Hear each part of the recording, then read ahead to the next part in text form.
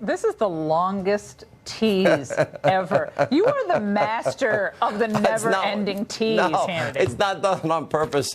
I honestly just have to get a camera issue worked out. It's tomorrow, but now tomorrow is going to. It's like Christmas. Then, oh no, we couldn't get to it tonight. Monday, tune in Monday. I am so nice to you. Why are you being so mean to me every night? Because I've known you for 20 years, and I know all your little tricks and your teases. This is not a trick. I'm really excited about the announcement. I'll tell you, it has to do with Fox Nation and my part in it, and I'm excited about it.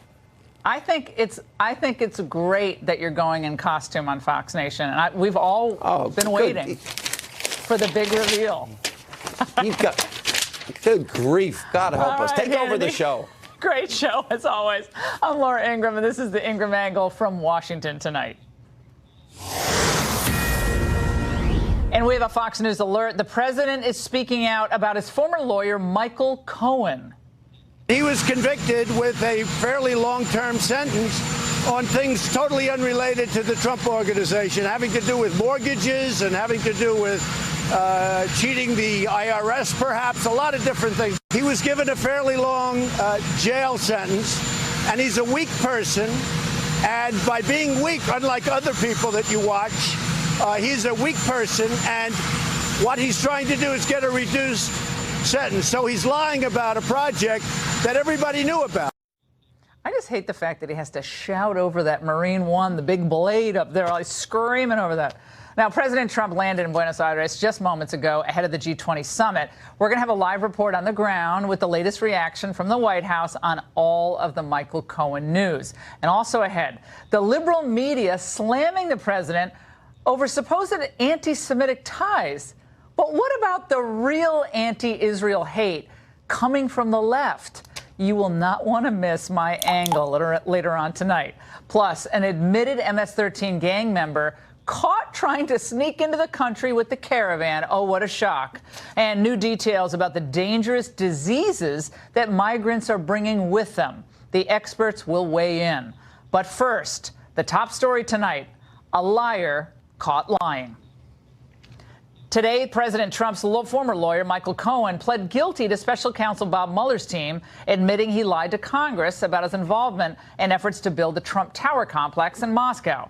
Now, he claims his original story to the Senate Intel Committee that those efforts ended in January 2016 wasn't true, and that they extended into even June of 2016. Now, given Cohen's history of mistruths, let's put it that way, the question is, was he lying to Congress then, or is he lying to Mueller now? But some have already made up their minds. I know that no, this is not the first guilty plea for Cohen, but this is the difference. This is the first plea deal with Mueller's prosecutors. We've been asking a lot of questions about whether or not the special counsel would believe Michael Cohen, whether or not he would have any credibility with the special counsel. Well, clearly now we know he does. I actually believe that Michael Cohen only lied in the service of Donald Trump. I think that otherwise in his life, he was a fairly upfront guy, pretty reputable. Now, putting Cohen's credibility aside, there is the other issue. What transgressions have been proven to be committed by the president at all? And what does the White House think of all of this? For answers, we go live to Fox News Chief White House correspondent John Roberts. John, did you just fly in as well? Did you just land? Because you look so fresh, like as a daisy. Look at you. You look great. No, we landed about 12 hours ago after an overnight flight, so whatever sleep we got on the plane is whatever sleep we've had. But, you know, we're in Buenos Aires, we're in Argentina, and everybody's feeling good here.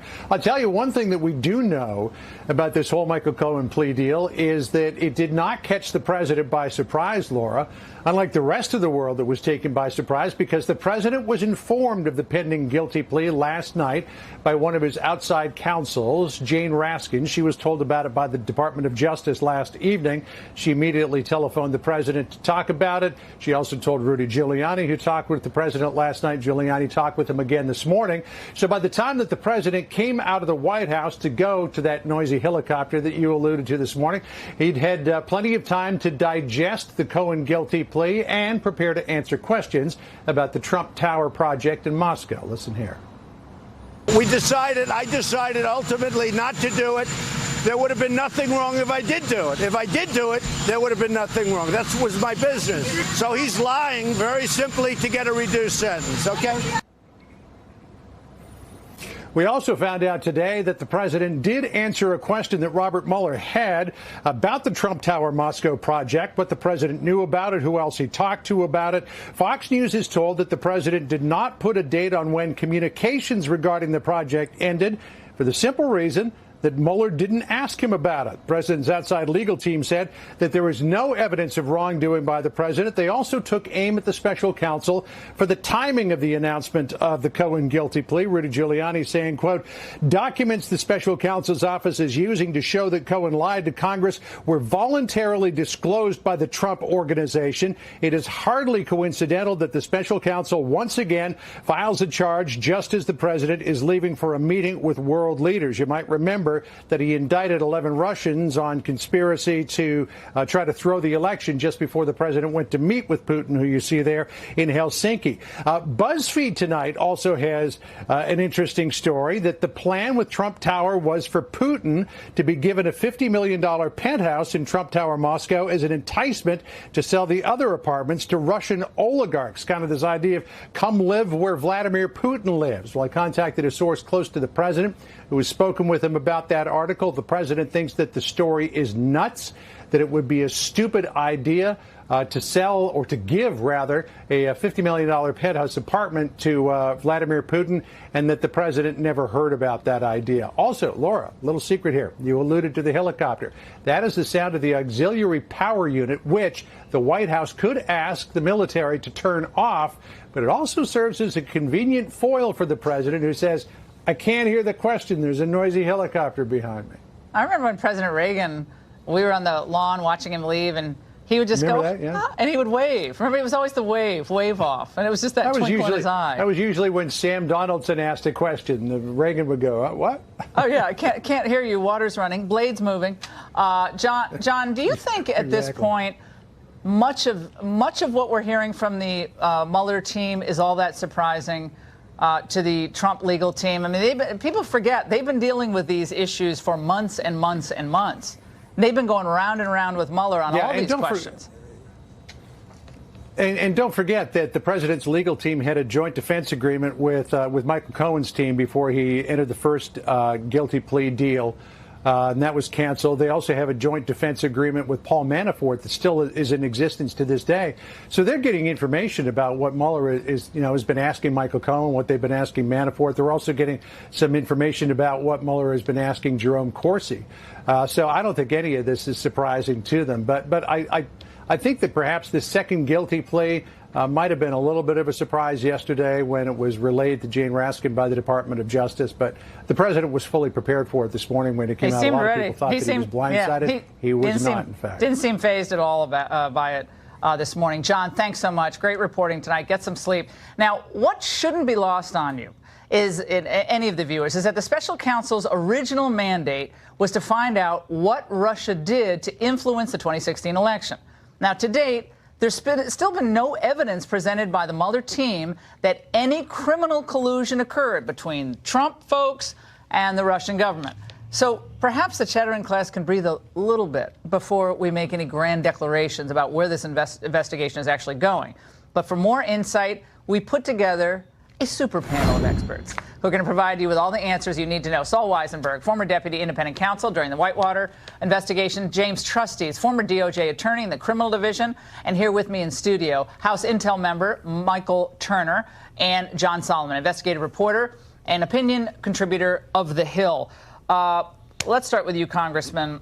Where we are right now seems like leaps and bounds beyond what we were led to believe when this entire thing kicked off. When Jeff Sessions recuses, Rosenstein steps in, seems to have a real meltdown, decides, got to appoint a special counsel, and here we are all this time later with like a 72-year-old guy, looks like he might, get charged with something, old Roger Stone kicking around, and now we have this deal with Michael Cohen. Well, you have an excellent point about what the original mandate was of the special counsel. And when the news first broke, it looked like it was an exciting story about Michael Cohen and being coming forward with a guilty plea about lying. But upon further investigation, what's really notable here is that in the written statement that he actually gave to the Senate, he made a statement that he was not involved in collusion with Russia, the Russian Federation, or involved in any way in any hacking. That is not a statement that he pled guilty to today, or that the Mueller team or special counsel alleged was false. So here you have a statement that actually relates to the mandate of the investigation that's not the subject matter of an alleged lie at this point. And you have the investigation and the marching in of the guilty plea over a failed real estate deal. Not the same thing, not what we're looking for. If the special counsel had information that this was a false statement from Michael Cohen, you would have expected that it would have been part of the guilty plea today. Saul, the false statement, 18 U.S.C. 1001, it's a classic go-to charge in these types of cases. You don't lie, don't tell lies to a prosecutor. You get in big trouble when you do. But it's also a tool, the cynics would say. People don't want to be in jail for the next 60 years, and you get your sentence reduced if you, well, maybe, I guess I wasn't completely forthcoming on that. How do you see this Michael Cohen announcement today fitting into this overall narrative? If you actually look, Laura, at the plea agreement and at the criminal information, there's absolutely nothing that implicates President Trump in a crime. There's absolutely nothing in there that says, where Michael Cohen says, President Trump talked with me about the lie I was going to tell to Congress. We conspired, we talked about it. There's nothing whatsoever. So if we really confine ourselves to the actual law and not a bunch of babble that you hear all day on television, let's just look at the actual documents.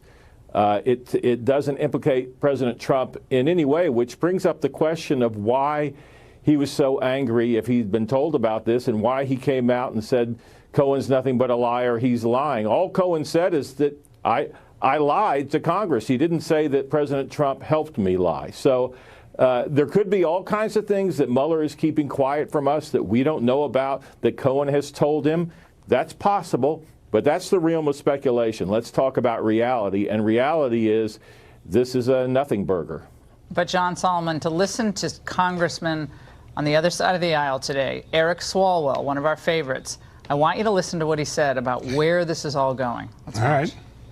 I believe they are obstructing the collusion. And again, this is where Donald Trump will say, oh, they're just trying, to bring him up on lies. Well, only guilty people lie. And what they are trying to protect is that the president, his family, his businesses, and his campaigns sought dirt on Hillary Clinton from the Russians and sought to do a big deal in Moscow at the time of the campaign. And when they were confronted about it, they lied. Where I come from, that's collusion. John. I don't know where it comes from, but it is in collusion. Let's take a look at what happened today. The president's attorney admitted to lying about a business deal that would have been perfectly legal, maybe stupid, but perfectly legal if it went through. He doesn't implicate the president at all. And I think more importantly, people are missing the significance of why this happened today. Bob Mueller waited and waited to see what the president would say in his answers, to see if he could catch him in a perjury trap. He didn't. The president answered in a way that was consistent with the evidence, so that he's cleaning up now and finishing up his Cohen investigation. That's what went on today. Now, James, how would you, as a prosecutor in the criminal division, treat a witness like Cohen, who's obviously, he was trading on the president's name. He strikes me as somebody who loved being close to power, and he knew Trump, obviously. Helped him, as the president said, what a big favor years ago. But how do you treat him, given his admitted slipperiness with the truth and the facts? Right. Well, look, you have to go into it knowing that you're kind of engaging in snake wrestling. And as much as a private attorney, as a defense attorney, I would relish the idea of cross-examining this guy. I mean, he's a lawyer who betrayed his client, who said he'd take a bullet, didn't mean that. Has now admitted criminal culpability that is his own culpability, and now he's trying to get a break from the judge. So there's a million very stock great things you can cross-examine on. But I have to say, some of the prosecutors on that team know their way around the courthouse. Greg Andres would put mobsters on the stand who had a lot of baggage too. So they're not blind to the fact that this guy is kind of a horrible character and not instantly likable by many outside his family. And James, so they have he has tapes, right? We've forgotten that he has tape recordings. He has tape recordings, apparently. Well, that's the thing. If we don't know what they have. If he has either documents We don't. But if he has emails, documents, some powerful corroboration, you might actually be able to overcome all of the initial dislike and more importantly, disbelief of Michael Cohen that you're going to have as a juror. Yeah, but we won't play, but even that you have Jake Tapper today saying, I don't see any, where's the collusion with the president? I mean, this is all interesting. But again, we don't know completely what they have. We don't know yet. Congressman, I want to talk for a moment about what happened today with Comey, because he didn't like this idea of coming in and talking to you guys in closed session. He sent out a tweet, today my legal team filed court papers to try to get transparency from House Republicans. Let the American people watch. So then he can get that, what did he say, nauseated? He was nauseous. It makes me nauseous. So that made me nauseous to see, but because you guys are the ones who have a problem with transparency. That's rich coming from Comey. Right. This is not about transparency. This is about stall tactics and stall tactics only. Jerry Nadler, the incoming Democratic chairman of the committee, said, according to Bloomberg today, that this is about trying to punt this over so that perhaps the subpoena can be averted. The reality is that Comey is free in the public to say whatever statement that he wants to make, he doesn't get to choose under what forum Congress calls him forward. So what's gonna happen next? I mean, hopefully the court process will work quickly. Fast. You guys got what? 5 minutes left in the majority. There will not be an impediment to this going forward. A subpoena from Congress should be a subpoena that stands, and he should come forward and testify. Saul, incoming House Judiciary Chair Nadler said the following today: anyone who still believes that this is a witch hunt must now face the reality that the investigation appears to be closing in on the president. Saul, given what we know now, what about that statement? Well, number one, I've never thought it was a witch hunt, but there's certainly nothing, again, in the official papers that have been released that we look at, which is how Mueller explains things to people, that would indicate that they are closing in on the president. I'd like to make another point about Cohen. Cohen's case has already been, his Mueller case has already been reassigned to the New York judge who handled his original case.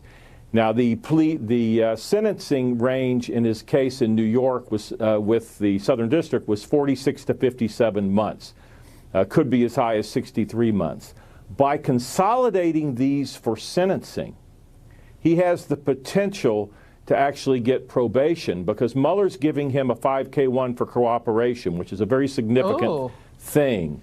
And so they are consolidated for sentencing. That judge in the New York case, in the Southern District case, will sentence together. There's a whole grouping concept in the guidelines, and at the end of the day can say, wow, your cooperation with Mueller was so great, you're going all the way down to probation. Now, his attorneys could have argued for that anyway, but when you have a 5K1 from the government, that's a huge thing. So keep your eye on that. Well, we're working on booking him, so thank you. We prefer to interview him in studio and not in jail, so thank you so much. All right, guys, thanks so much. The left is quick to tag the president as being now anti-Semitic. That's the most ridiculous thing ever. Of course, no evidence at all. But they have blinders on when it comes to some of the most vile elements of anti-Israel hate in their own party. My angle and reaction from Michelle Malkin next. Country has been taken from you by the synagogue of Satan. Ingraham angle are going to devote a significant amount of time unpacking the most important political and cultural stories of the day. Our aim is that these investigations help you better understand the people and facts behind critical challenges facing you, your family, and our country. Tonight, we examine the pernicious influence in American politics of this woman, Linda Sarsour, a woman described by the New York Times very affectionately as a homegirl in a hijab. I am a Palestinian Muslim American activist born and raised in Brooklyn, and every Islamophobe's worst nightmare.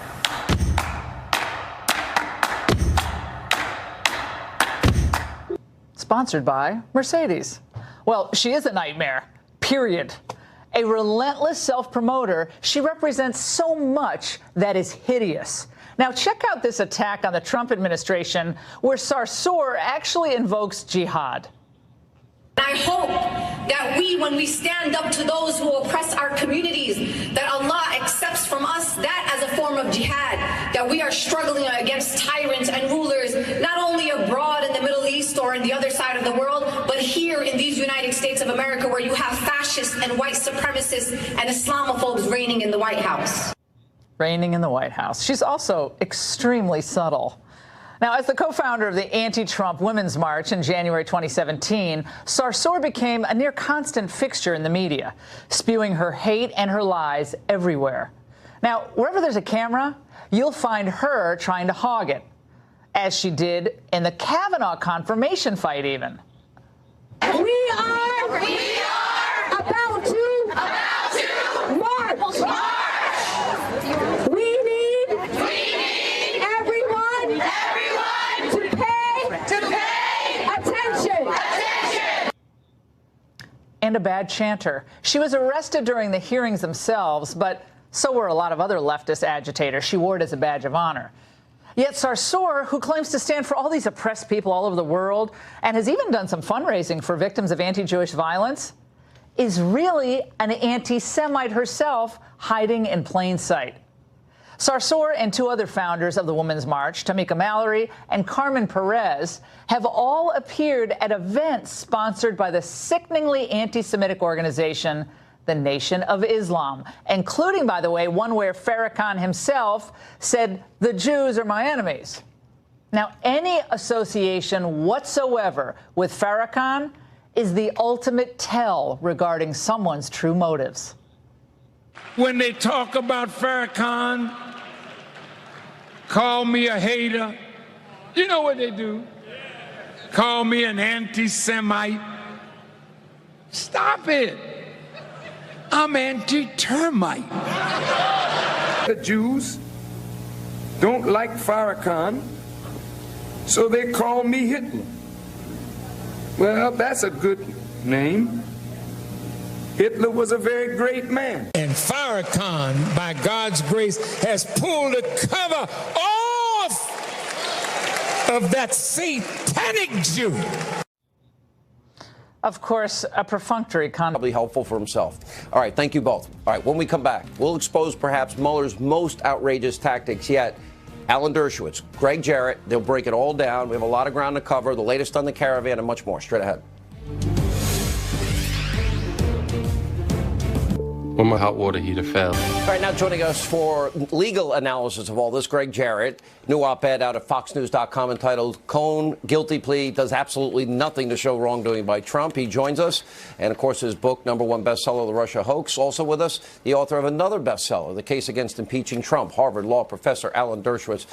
Professor, let me start with you. And okay, I call it the Sammy the Bull syndrome.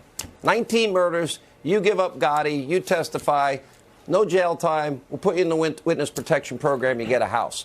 Mr. Corsi, you say you'd never met Julian Assange, ever had any contact with anybody from WikiLeaks. You give us a connection. You get a get-out-of-jail-free card. Why do I have a problem when something of value is given for testimony? You should. And Judge Ellis, who presided over the first Manafort case, had that problem, too. He said that kind of thing inclines witnesses not only to sing but to compose. There was a case some years ago in one of the United States Court of Appeals that said when prosecutors offer incentives to witnesses, they're bribing them. Unfortunately, that case was later overruled, but the decision was absolutely correct. Prosecutors offer bribes. Bribes in terms of life. Is that legal, liberty, Professor? Because I don't think I'd offer a bribe to them. Unfortunately, if you offered a bribe, you'd go to jail. But if a prosecutor offers a bribe, it's regarded as good conduct. It shouldn't be legal. Tragically, it is. But what we're seeing now is case after case being built against people simply for lying. These are not crimes that occurred before the special prosecutor came to office. He's supposed to have uncovered crimes that had occurred in the past. Instead, he's facilitating and incentivizing the crimes by creating these perjury traps. Virtually all of his indictments and pleas come from people who he got to lie in front of investigators by setting perjury traps for them. The other ones have to do with financial dealings unrelated to the president. Isn't it amazing, Where's the beef? Where's the crime? Thank you. And let me go to Greg. It is amazing that both Corsi and Roger Stone, and I asked them straight up multiple times, did you ever have any contacts with Julian Assange? No. WikiLeaks? No. Any sources close? No. Actually, their email messages bear that out, that they didn't.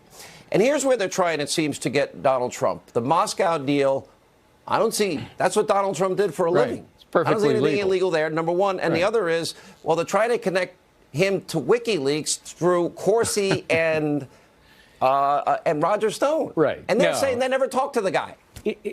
This demonstrates that it's quite likely that Robert Mueller and his team of partisans have no evidence, not a whiff, of collusion involving Trump and the Russians. Trump Tower meeting, perfectly legal. The hacking, that's absurd. Trump wasn't involved in that.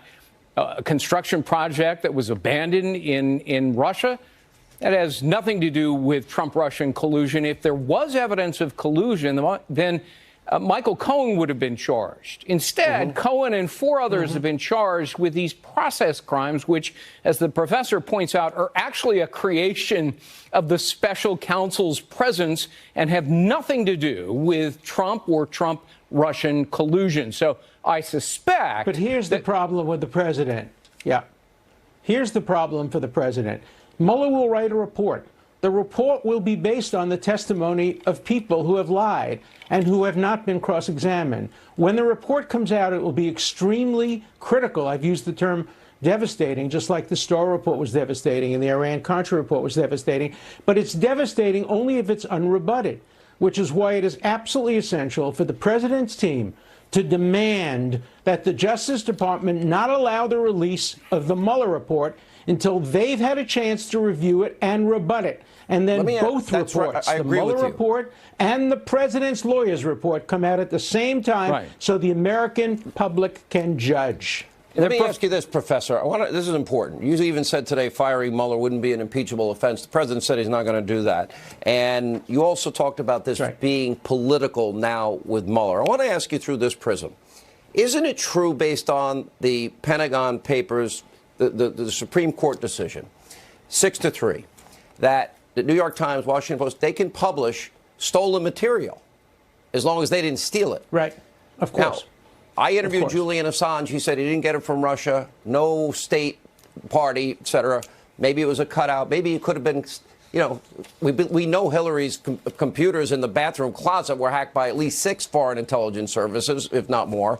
So my question to you is, based on that, that would mean that these emails, be it WikiLeaks or the New York Times that published the WikiLeaks, which is ironic, if they didn't hack and it was given to them from sources, doesn't that mean that what they printed is legal?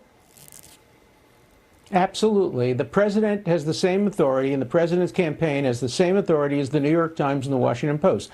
They're allowed to print material that they know was stolen, as long as they didn't tell the people to steal it or give them directions how to hack. Nobody alleges that of the president's campaign. And therefore, they have completely the right to do it. The problem is Mueller is straying away from his mandate to find crime, and he's now looking for political sin, building buildings in Moscow, using stolen material from Assange. These are not crimes. He has no authority to be a roving commissioner to find political sins. So far, I don't see any evidence of crimes except for ones he helped to facilitate by getting people to lie in front of his own investigators. And, Greg, this is what Professor Dershowitz means when he says criminalizing political differences, because all those people that I pointed out lied to Congress, they're not in trouble today like Michael Cohen, are they? Yeah. I mean, if you're a friend or a supporter of Donald Trump, you get prosecuted for little or nothing. And if you're a friend of Hillary or the Obama administration or a public official, nothing happens to you. The fact is that Mueller is presenting to these witnesses a narrative of Trump-Russia collusion. He's demanding under threat they support it. Some of them won't, and Mueller is trying to prosecute them as a consequence. That is unconscionable. It's wrong. It's corrupt. Fascinating analysis by both of you. Thank you both. No wonder why you both have bestsellers. All right. As we move forward, more breaking news tonight. You won't believe what we're now learning about the caravan. Now 7,000 people in and around Tijuana. Here's a clue. Liberals aren't going to like what we're going to report. I have a mini monologue straight ahead. Also, Geraldo, Dan Bongino, straight ahead. You might take some... All right, we have major new updates on the caravan tonight. Everything we've been warning you is unfortunately being proven true. Everything the media, people like Barack Obama, everything they were telling you, completely false. That's the subject of tonight's mini monologue.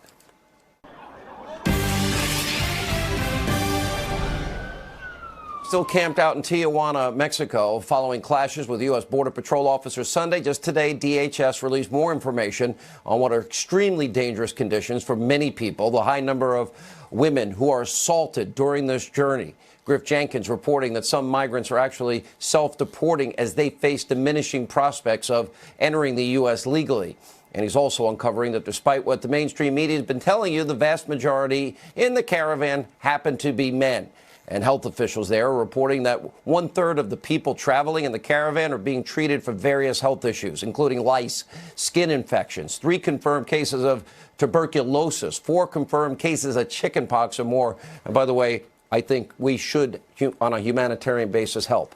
But let me be clear. I've said many times, I want many people in the caravan. I know that they're searching for a better life, but storming the border, attacking Border Patrol, rocks, bottles, other projectiles, that's not seeking asylum.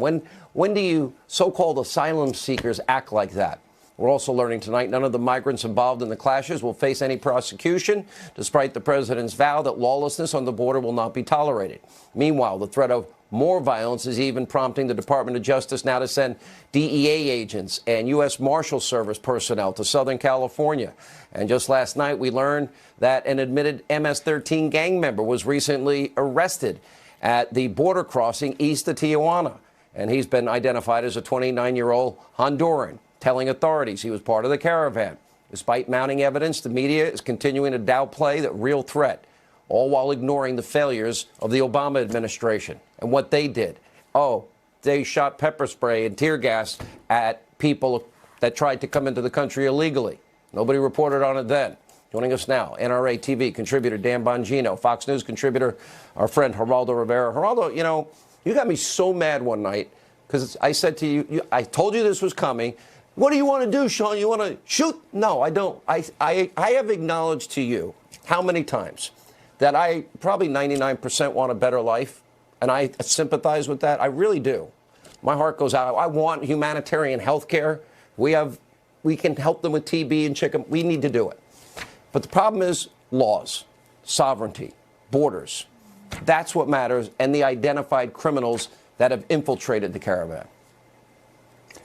Hello, Dan. I love you, my brother Sean. I stand shoulder to shoulder with both of you when it comes to exposing the Russia collusion illusion. But I think the harsh treatment of those migrants at the border with the pepper spray and all the rest of it, the militarization of the southern border, that doesn't make it right, Sean. That doesn't make it right. And how do you stop people that are charging your borders? How would you do it? Of the 42 arrested, 8 were women with children, Sean. Those scenes are etched in our national psyche now, like the separation of the children from their parents 2 months ago. Where were all your liberal friends in the Obama years? He did Sean, if indeed these sins were committed during the Obama administration, that doesn't make the sins being committed now right. Okay. We have a collective recollection. But Dan Bongino, it's not just 42 people. We can't treat these people like there were hundreds of people. One MS-13 member. So what do we do one when MS-13 member among 7,000 or 10,000? Geraldo, Dan, what about our Border Patrol guys? Rocks, bottles, projectiles, tear gas isn't going to kill you. And I think parents have a responsibility to pull their kids away from that situation. That's their responsibility, too. Yeah, Geraldo, again, I appreciate your nice comments. I consider you a friend, too, but you are way, way off base on this. I've stood at roll calls. I was a law enforcement officer. I'm not looking for anybody's pat on the back. Your tax dollars paid for it. It was a great job. But I ask you the same question Sean asked you. You're given a lot of platitudes. Nobody wants to see anybody tear gas. You win. Point stipulated. We both are empathetic to that. But that was not the choice of the Border Patrol officials. The choice was made by people who stormed the border illegally. And I ask you a very simple question, and I would sincerely appreciate an honest answer. You're standing in the face of these Border Patrol agents, patrolling our border, just doing their jobs to keep our nation secure. What do you tell them to do when a rock comes at their face?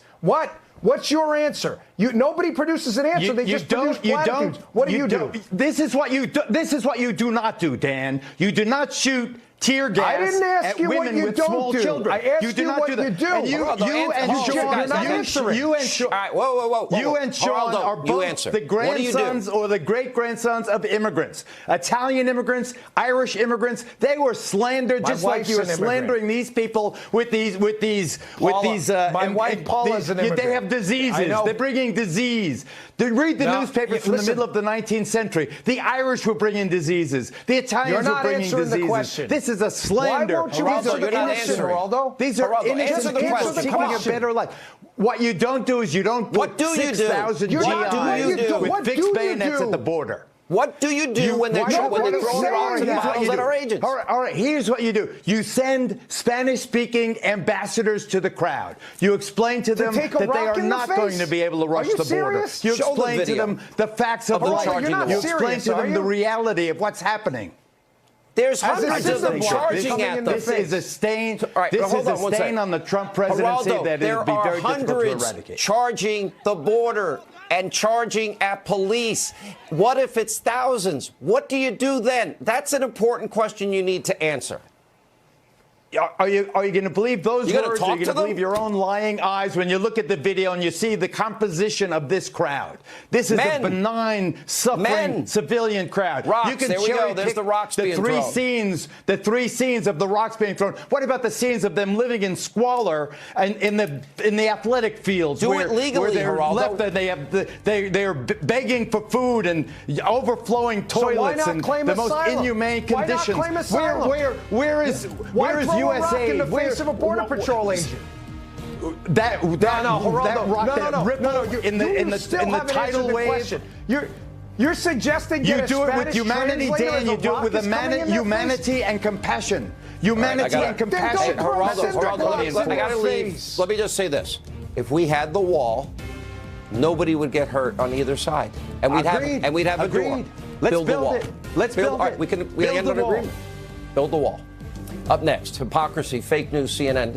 They've lost it. It's bad. Joe Concha is going to break it all down. Straight ahead.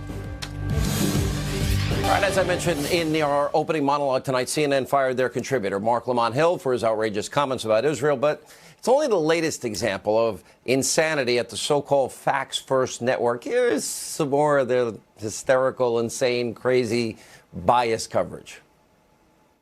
Is this president trying to impersonate Hugo Chavez, Recep Tayyip Erdogan, Vladimir Putin? What a great case officer Vladimir Putin is.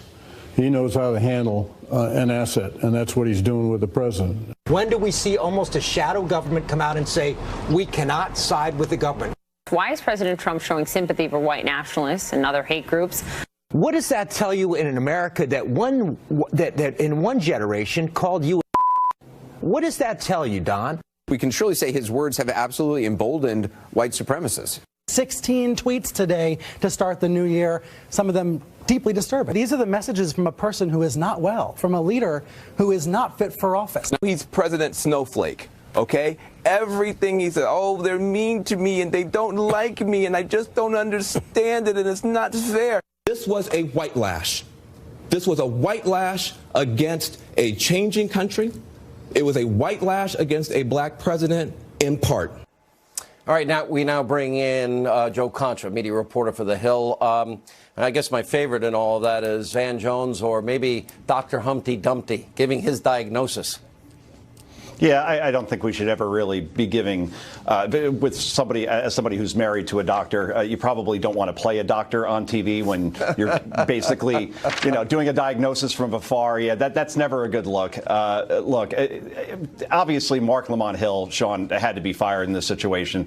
You mentioned it before. Free Palestine from the river to the sea. That's right out of a Hamas script that calls for the annihilation of Israel. No question about it. I'm not big on firings and in these sort of situations, but this was unavoidable.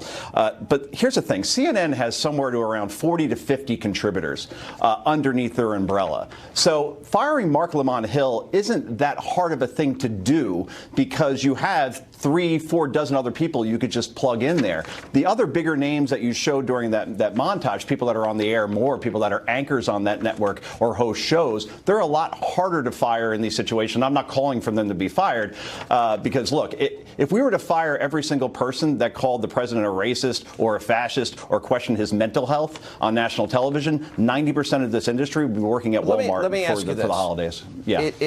I am arguing it's literally almost every second of every minute of every hour of every day. Stormy, stormy, stormy. Russia, Russia, Russia. S-hole, S-hole, S-hole. Michael Avenatti TV. It's not anymore. They say they're reporters. I'm a talk show host. I do some objective reporting, investigative reporting, do a lot of opinion. I'm the whole newspaper. But they say they're news. They're dishonest. Well, then that's the thing, right? I mean, if we were to talk about, say, a Don Lemon, for example, he's called an anchor on the network. He's somebody who gives opinions. It gets confusing after a while. Same thing with Anderson Cooper or Chris Cuomo. They are anchors. Therefore, they should be on there asking questions and gathering information, or Jim Acosta at White House briefings, asking questions, gathering information. Instead, all of these people share their innermost feelings on certain topics, their emotions. They debate in certain situations, and that's not what the job is. And I think that's where mistrust comes to within people watching at home and watching the media. They don't know who the anchors are from the opinion people, from the pundits anymore. And then when they hear any of these people, when they hear a side being given, then they don't know what to conclude from that, because it sounds like you're trying to draw the viewer to a conclusion instead of letting them draw their own conclusions. And I think that's a big problem in our industry right now, no question. Listen, I admit I'm a talk show host. We sometimes do straight news. We sometimes do opinion. Sometimes do investigative reporting. But we tell you we do it all. They say they do one thing. They don't. Mark Levin, Rush Limbaugh have been phenomenal this week on radio. Here's part of Rush coming up next.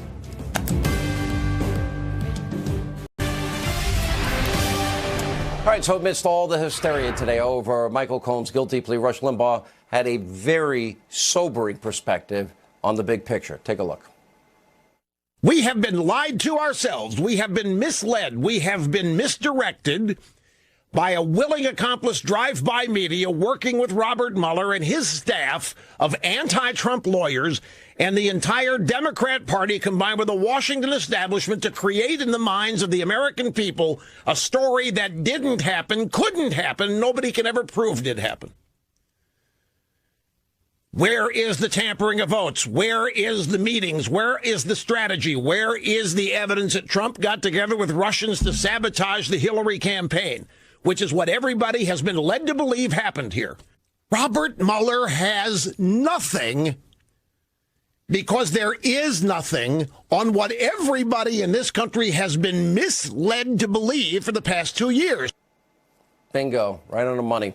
We'll always be fair and balanced, but not to destroy Trump media. I hope you'll check out my radio show. It's on Hannity.com, 3 to 6 every afternoon. And let not your heart be troubled. The news continues. Laura Ingraham. I didn't give my announcement tonight, and there's a reason, but it's all good. It's coming.